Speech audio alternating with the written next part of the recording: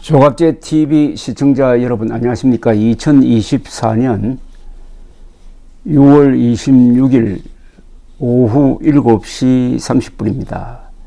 한동훈 국민의힘 전 비대위원장이 당대표로 출마하면서 윤석열 대통령과 각을 세우고 있는 것과 관련하여 제2의 이준석이라고 평하는 이들이 들어 있습니다. 이는 맥락을 한참 잘못 짚은 비교법입니다. 그래서 제가 정리를 한번 해드리겠습니다.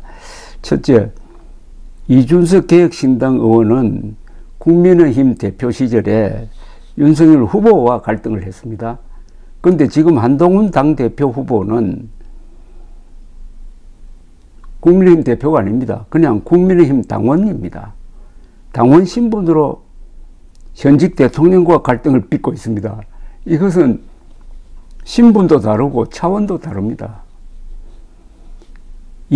두 번째입니다. 이준석 당시 국힘당 대표는 선거 전략 및 전술을 놓고 후보와 공개적으로 갈등을 했는데 한동훈 후보는 한 번도 자신의 입으로 윤석열 대통령과의 갈등 이유를 명쾌하게 밝힌 적이 없습니다. 심지어 총선 직후 대통령이 오찬에 초대를 했는데 그걸 거절한 이유가 건강상의 뭐라고 했는데 그 뒤에 설명이 없습니다. 애매한 말과 자세를 통해서 언론이 알아서 갈등설을 퍼뜨리게 하는 방식입니다. 그런 점에서 이준석과 한동훈은 차이가 있다 이거죠. 세 번째, 이준석 의원은 성공한 프로 정치인입니다. 한동훈은 실패한 정치검사 출신입니다. 큰 차이가 있죠. 그러니까 한동훈은 제2의 이준석이 될 자질이 좀 부족하다는 뜻입니다. 이준석 대표는 세대 포위론 등의 대전략으로 윤석열 후보의 당선에 결정적 기여를 했고 지방선거 압승도 지휘했으며 개혁신당을 만들어가지고 민주당 표밭에서 출마, 기적의 역전성을 거두면서 의미 있는 세석 정당을 국회에 입성시켰습니다. 한동훈 전 비대위원장은 전략 없는 팬클럽 모임식 선거운동으로 일관하여 여당으로서는 사상 최악의 참패를 기록했습니다. 실패한 정치검사 출신과 성공한 프로 정치인을 대등하게 놓을 수는 없다는 뜻입니다. 네 번째, 정치인으로서 실력에 큰 차이가 있습니다. 말과 글의 수준에서 한동훈 후보는 이준석 의원에게 상대가 되지 않습니다. 이준석 의원은 윤핵관이란 말을 만들어 정치적 무기로 활용했으며 여가부 폐지나 세대 포위론으로 2030 특히 남성들의 지지를 이끌었고 양두구육, 약속 대련 등 신조어로 언론의 관심을 모으면서 늘 유쾌한 기사거리를 제공하는 사람입니다. 한동훈 후보의 말과 글은 공허하고 구체성과 전략이 없습니다. 책을 들고 다니지만 독서량은 많아 보이지 않습니다.